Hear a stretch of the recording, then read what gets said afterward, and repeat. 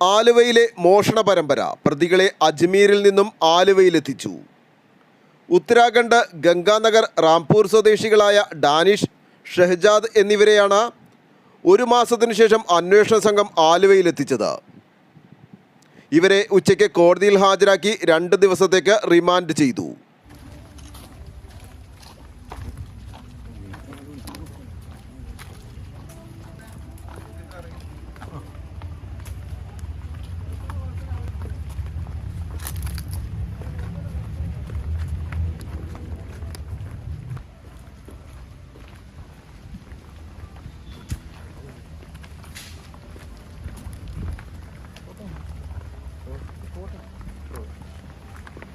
നാളെ കസ്റ്റഡിയിൽ വീണ്ടെടുക്കാൻ അന്വേഷണ ഉദ്യോഗസ്ഥർ വീണ്ടും അപേക്ഷ നൽകും.